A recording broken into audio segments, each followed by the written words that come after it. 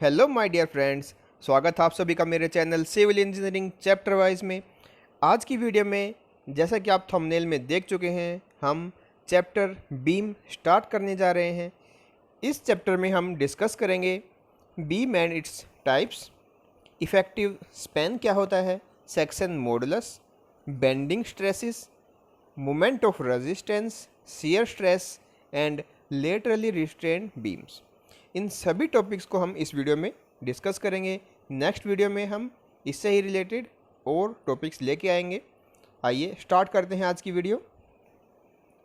अगर आप मेरे channel civil engineering chapter wise पे नए हैं तो प्लीज़ आप मेरे channel civil engineering chapter wise को सब्सक्राइब ज़रूर कीजिए और साथ ही साथ बेल आइकन को आप प्रेस ज़रूर कीजिए ताकि मेरे आने वाली सभी वीडियो का नोटिफिकेशन आपको मिले और आप इन सभी नॉलेज एंड कंटेंटफुल वीडियोस का भरपूर फ़ायदा उठा सकें।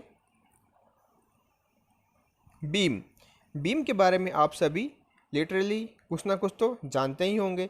अगर कोई नहीं जानता तो मैं बता देता हूँ। हमारे जो वर्टिकल मेंबर्स होते हैं किसी भी सिविल इंजीनियरिंग स्ट्रक्चर में, तो वो हमारे होते हैं कॉलम्स। ओके, ये हमारे कंप्रेशन मेंबर होते हैं। और जो भी हमारे हॉरिजॉन्टल मेंबर्स होते हैं जैसे कि ये और जितने भी हमारे हॉरिजॉन्टल मेंबर्स होते हैं तो ये हमारे बीम होते हैं। ये हमारे टेंशन मेंबर भी होते हैं। Okay, a beam is a structural member subjected to transverse loads perpendicular to the longitudinal axis of the member. Okay, तो जो लोड ट्रांसवर्स डायरेक्शन में अप्लाई होता है स्ट्रक्चरल मेंबर पे तो वो हमारा बीम होता है। Beams when used in buildings are called joists. अगर बिल्डिंग में जो बीम यूज़ हो रहा है स्टील का तो उसको हम जॉइस्ट बोलते हैं। A girder is a long beam supported member of joists. Girder क्या होता है ये हम इसी चैप्टर में देखेंगे। शॉर्ट में अगर बताएं तो ये एक लॉन्ग बीम होती है, काफ़ी लंबी बीम होती है। ओके, और जिसमें काफ़ी सारे हमारे जॉइंट्स को सपोर्ट्स करने की क्षमता होती है। ठीक है, beams which supports the masonry in opening are known as lintels. Okay, जो हमारी लिंटल्स होती हैं, लिंटल्स आपको पता होगा जो डोर फ्रेम या विंडो फ्रेम इनके ऊपर हम लगाते हैं या कंक्रीट की होती है। अगर कंक्रीट की जगह हम स्टील की बीम लगाना चाहते हैं तो वो भी हम लगा सकते हैं। Okay, purlins are beams which transfer the roof load to trusses. Okay, purlin आपको पता ही है, हम रूफ ट्रस में इसको डिस्कस कर चुके हैं, जो कि रूफ कवरिंग का लोड सारा का सारा हमारे ट्रसेस पे ट्रांसफ़र करता है। वो होता है हमारा पर्लिन, वो भी एक टाइप की बीम ही होती है। ओके, आइए नेक्स्ट चलते हैं। Types of beam section. Beam section जैसा कि हम स्टील स्ट्रक्चर डिज़ाइन अभी तक डिस्कस करते आ रहे हैं तो उन्हीं का ही ये बना हुआ होता है। जैसे ये आप आई सेक्शन देख रहे हैं, ये हमारा एक आई सेक्शन। और आई सेक्शन के पार्ट्स क्या क्या होते हैं, ये टॉप और ये बॉटम में ये हमारा होता है फ्लैंज, इनको फ्लैंज बोला जाता है। और ये जो बीच का पार्ट है हमारा इसको बोला जाता है वेब। ये जैसे आप देख सकते हैं TW यानी कि थिकनेस ऑफ वेब और TF यानी कि थिकनेस ऑफ फ्लैंज। काफ़ी बारीक है तो आप इसको नोट भी कर सकते हैं। TW यानी कि thickness of web and TF यानी कि थिकनेस ऑफ फ्लैंज। ओके, अब आप यहाँ पे देखिए एक कवर प्लेट इसमें इंसर्ट कर दी है, ऊपर एक कवर प्लेट नीचे इंसर्ट की है, तो ये भी एक टाइप की बीम है। ये आप देखिए आई सेक्शन को बनाया गया है वेल्डिंग करके, ये रोल्ड सेक्शन नहीं है। आप ये देखिए वेल्डिंग के ये मार्क्स हैं, इससे पता लग रहा है यहाँ पे वेल्डिंग की है। तो इसमें फ्लैट्स को या फिर प्लेट्स को जॉइंट किया गया है वेल्डिंग के थ्रू, तो ये भी एक टाइप की बीम है। ओके, जैसे ये एक बीम है जिसमें एंगल सेक्शन को हमने यूज़ किया है बीम बनाने में। ठीक है, ऐसे ही एक ये है, इसमें भी हमने अलग अलग एंगल सेक्शंस प्लेट और कवर प्लेट का हमने यूज़ किया है, तो ये भी एक टाइप की बीम है। जैसे ये भी एक टाइप की बीम है, इसमें हमने एक चैनल सेक्शन को यूज़ किया है, एक आई सेक्शन को यूज़ किया है, तो ये भी एक टाइप की बीम है। ओके, ये सारी टाइप्स एक बीम है। अब थ्योरी देखते हैं इसका क्या है। Various rolled sections are used as a beam in construction. Angle T sections are weak in bending and is not suitable for beam. Okay, जितने भी हमारे एंगल्स होते हैं और टी सेक्शन होते हैं वो बीम के रूप में हम उसको यूज़ नहीं करते क्योंकि वो वीक होते हैं, कमज़ोर होते हैं। Channel sections can be used as beam for light loads. Okay, जो हमारे सी सेक्शन होते हैं, चैनल सेक्शन होते हैं, उसको हम कई बार यूज़ कर लेते हैं जब लोड हल्का हो, लाइट हो। ठीक है, the most efficient and most economical used as beam is I section. Okay, I section सबसे ज़्यादा प्रेफर किया जाता है जब हम बीम सेक्शन को लगाते हैं।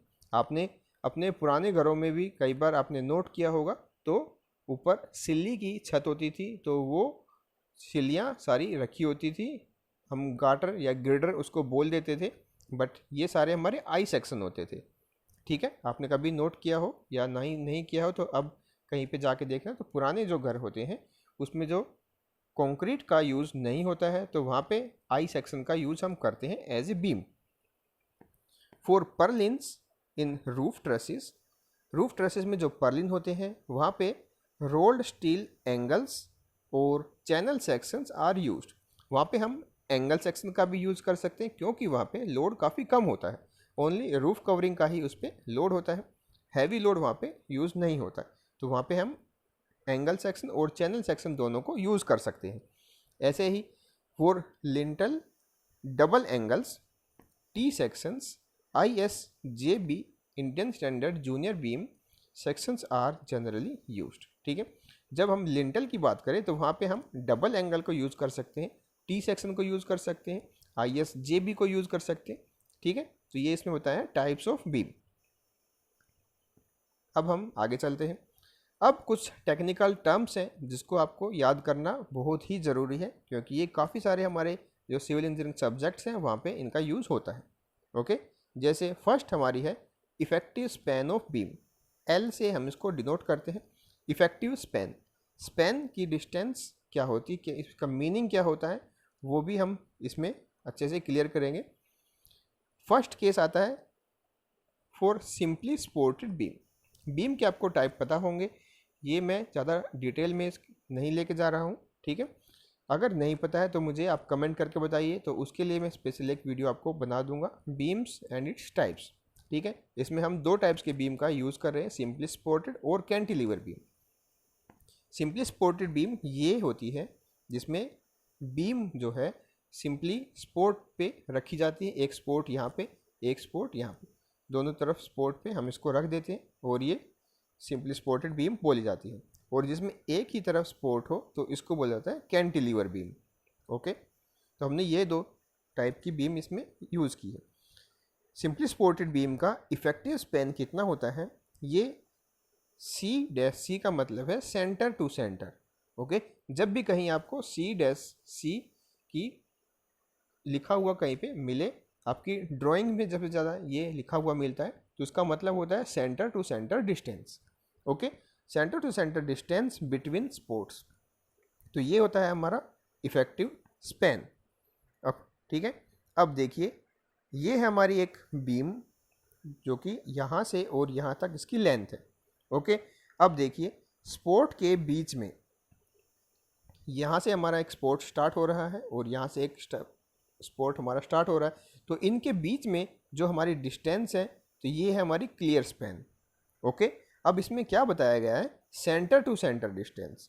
ठीक है, तो ये जो हमारा स्पोर्ट है इसका सेंटर जो कि ये है और ये जो हमारा स्पोर्ट है इसका ये सेंटर ये है, तो ये डिस्टेंस जो होगी हमारी इसको बोला जाता है effective span. Okay, effective span. ऐसे ही अगर हम बात करें कैंटिलीवर बीम की, तो कैंटिलीवर बीम है ये आप देख सकते हैं, तो इसमें हमारा इफेक्टिव स्पैन क्या होता है, length from free end to the face of support, यानी कि फ्री एंड है हमारा ये, यहाँ से हमारी लेंथ स्टार्ट होती और यहाँ तक स्पोर्ट के फेस तक, ये plus half of effective depth, ये है हमारी बीम की डेप्थ। इस डेप्थ का हाफ हम इस क्लियर स्पैन में जब ऐड कर देते हैं तो वो हमारी होती है effective span of cantilever beam. Okay, इनका यूज़ हम न्यूमेरिकल सोल्व करते वक्त करेंगे। ठीक है, आपको ये याद रखना है कि सिंपली सपोर्टेड बीम का स्पैन हम कैसे निकालेंगे, सेंटर टू सेंटर डिस्टेंस, और इफेक्टिव स्पैन जब हम कैंटिलीवर बीम का निकालेंगे तो क्या होगा, length from the free end to the face of support plus half of the effective depth. ये आपको याद रखना है। ओके, आगे चलते हैं। अब आता है एक term section modulus. Section modulus एक रेशियो होती है, ये इसका रिलेशन होता है। इसको हम डिनोट करते हैं स्मॉल जेड से, और रिलेशन क्या होता है, it is the ratio of moment of inertia I to the least, sorry ये है हमारी distance from neutral axis to extreme fibre. ये डिस्टेंस ये होती है हमारी वाई। ओके, जैसे चलिए वो आप न्यूमेरिकल में देखेंगे वाई की डिस्टेंस क्या होती है। ये देखिए आई है हमारा moment of inertia of the section. Okay, Y है distance of the outermost fibre from the neutral axis. ये आप बीम सेक्शन आरसीसी में इसके बारे में आप अच्छे से डिस्कस कर चुके हैं, आपने पढ़ा भी होगा इसके बारे में। न्यूट्रल एक्सिस क्या होता है, जहाँ पे ये होता है बिल्कुल सेंटर में न्यूट्रल एक्सिस हमारा होता है, जहाँ पे ना तो कंप्रेशन का और ना ही टेंशन का इस पर कोई भी इफेक्ट होता है। ठीक है, तो बिल्कुल सेंटर में होता है हमारा न्यूट्रल एक्सिस। तो न्यूट्रल एक्सिस से हमारे आउटर मोस्ट जो भी फाइबर है, मतलब जो भी हमारा जिस पॉइंट है वो हमारी होती है वाई। ठीक है, जैसे रेक्टेंगुलर की बात है तो depth of section divide by 2, बिल्कुल इसका हाफ होता है हमारा वाई। ठीक है, वाई ये देखिए d/2, और अगर नीचे की तरफ जाएं तो भी हमारा d/2 वाई की वैल्यू। फॉर एग्जांपल अगर हम और अच्छे से इसको सोल्व करें तो एक रेक्टेंगल हमने लिया, उसका हमें सेक्शन मॉडुलस पता करना है z। ओके, तो y हमारा क्या हुआ d/2, जो भी इसकी डेप्थ होगी हमारे रेक्टेंगुलर सेक्शन की उसका हाफ। ये हमारा रेक्टेंगुलर सेक्शन है और ये है इसकी डेप्थ, इसका हाफ ये हमारा d/2। और किसी भी रेक्टेंगल का मोमेंट ऑफ इनर्शिया क्या होता है, b/d³/12। b है इसकी ब्रेड्थ, d है इसकी डेप्थ, और b/d³/12 हमारा होता है i, यानी कि मोमेंट ऑफ इनर्शिया। अब जब हम दोनों वैल्यू को अपने रिलेशन में पुट करते हैं तो हमारा रिजल्ट आता है bd²/6, जो कि है हमारा सेक्शन मॉडुलस। ओके, z की वैल्यू किसी भी रेक्टेंगुलर सरफेस के लिए आती है bd²/6। ओके, ऐसे ही आप रेक्टेंगल का निकाल सकते हैं, सॉरी रेक्टेंगल को हमने निकाल दिया, स्क्वायर का निकाल सकते हैं। स्क्वायर का भी अप्रोक्सीमेट हमारा ऐसा ही होता है, उसमें b और d हमारा सिमिलर होता है। तो ये हो जाएगा आपका या तो b³/6 या फिर d³/6। ओके, सर्कुलर का आप निकाल सकते हैं, ऐसे ही ट्रेपेजोइडल का आप निकाल सकते हैं। तो जो भी सेक्शन आप चाहें उसका आप सेक्शन मॉडुलस कैलकुलेट कर सकते हैं। अब आते हैं बेंडिंग स्ट्रेस। बेंडिंग स्ट्रेस क्या होता है, bending stress is also known as flexural stress. Flexural stress जो हमारी बीम में आता है उसको ही हम बेंडिंग स्ट्रेस बोलते हैं। यानी कि कोई भी हमारी बीम है, जैसे एक बीम है ये, और इस पे एक लोड लगा हुआ है, इसकी वजह से हमारी बीम जो बीम है वो बेंड होना स्टार्ट कर देती है। ओके, तो इसकी वजह से जो इसमें स्ट्रेस आता है बीम में, तो उसको ही बोला जाता है बेंडिंग स्ट्रेस, और उसी को ही बोला जाता है flexural stress. Okay, when a beam is loaded it bends and bending stress is set up in the entire section. Okay, जैसे इस पे लोड लगता है तो उसके अंदर बेंडिंग स्ट्रेस आ जाता है। The bending stress sigma is calculated by the bending equation. तो बेंडिंग इक्वेशन होती है हमारी ये m/i σ/y e/r। तो ये क्या क्या होते हैं, m होता है हमारा bending moment in the section. तो तो जो भी इसमें बेंडिंग मोमेंट है वो होता है हमारा m की value. Moment of inertia of section होता है हमारा I। ओके, r है हमारा रेडियस ऑफ कर्वेचर, E है Young's modulus of elasticity, y है distance of extreme fibre from Na।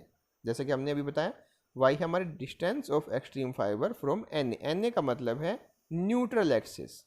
Okay, अब इस रिलेशन से हम ये दो वैल्यू को हम सेपरेट करके ये फॉर्मूला हमने जनरेट किया, जहाँ पे जो बेंडिंग स्ट्रेस है सिग्मा, उसकी वैल्यू हम कैलकुलेट कर रहे हैं bending moment into y divide by I। यहाँ से हम बेंडिंग स्ट्रेस की वैल्यू पता कर सकते हैं। ओके, तो ये फॉर्मूला आपको याद रखना है। इस फॉर्मूले से हम काफ़ी सारे न्यूमेरिकल्स को सोल्व कर सकते हैं। mi sigma y ER। Okay, फिर आता है the maximum permissible bending stress in compression sigma PC और in tension is 66% of Fy। मैं इसको याद रखने के लिए परसेंटेज में ही याद रखता हूँ, तो आप भी याद रखने के लिए अगर परसेंटेज आपको अच्छे से आती है तो नॉलेज उसकी अच्छी है, तो इसमें आप याद रखिए, आपको जल्दी ये रिलेशन याद रहेंगे। ठीक है, मैक्सिमम परमिसिबल बेंडिंग स्ट्रेस अगर कंप्रेशन में भी है और टेंशन में भी है, दोनों के केस में हमें ये लेना है 66% ऑफ Fy। Fy क्या है? Yield stress. ओके, ये था हमारा बेंडिंग स्ट्रेस। यहाँ से हम इस रिलेशन से बेंडिंग स्ट्रेस को कैलकुलेट कर सकते हैं।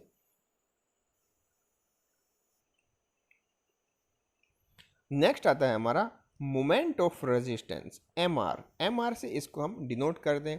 मोमेंट ऑफ रेजिस्टेंस क्या होता है? Moment of resistance is the resistance offered by the beam section against the bending of the beam under load. तो इसमें क्या बताया गया है, ये आप एक बीम देख रहे हैं। ओके, तो बीम पे जब हम लोड को अप्लाई करते हैं, लोड उस पर लगाते हैं, तो वो बेंड होना स्टार्ट कर देती है। ओके, तो वो नीचे की तरफ बेंड होना स्टार्ट करेगी। तो जो पार्ट लोड की तरफ होता है उसमें कंप्रेशन होना स्टार्ट हो जाता है, और जो सबसे नीचे वाला पार्ट होगा उसमें टेंशन स्टार्ट हो जाता है। ठीक है, क्योंकि ये एक्सपेंड कर रहा है। ओके, तो इसमें टेंशन होगी, ये कॉन्ट्रैक्ट कर रहा है तो इसमें कंप्रेशन होगी। ठीक है, जो पार्ट पे बिल्कुल भी ना टेंशन ना कंप्रेशन का इफेक्ट हो और उसमें लेंथ में कोई भी चेंज ना हो, तो वो होता है हमारा न्यूट्रल एक्सिस। ओके, तो ये था हमारा न्यूट्रल एक्सिस।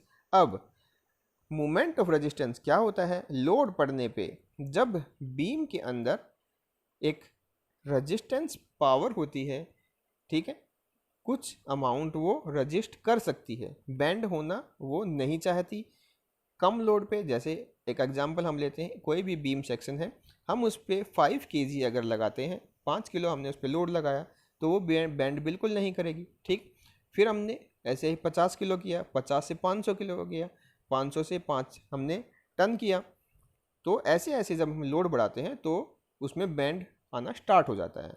तो कुछ अमाउंट तक वो जो लोड है उसको रजिस्ट करती है, उसको रोकती है, उसी को मोमेंट ऑफ रेजिस्टेंस बोला जाता है। ओके, क्लियर बात है? जो मोमेंट बीम रजिस्ट करती है, बेंड होने से खुद को रोकती है, जिस ताकत को वो यूज करती है, वो होती है हमारी moment of resistance. Okay, sigma BC की वैल्यू क्या है? Permissible bending stress in compression, जैसे कि अभी हमने देखा था। सिग्मा BT है in tension, permissible bending stress tension में, और Z है हमारा सेक्शन मॉडुलस। ओके, जो रिलेशन हमने पहले अभी डिस्कस किया था, ये बेंडिंग स्ट्रेस, बेंडिंग स्ट्रेस को हमने कैलकुलेट किया था My/I से। My/I, यहाँ से हमने बेंडिंग स्ट्रेस को कैलकुलेट किया था।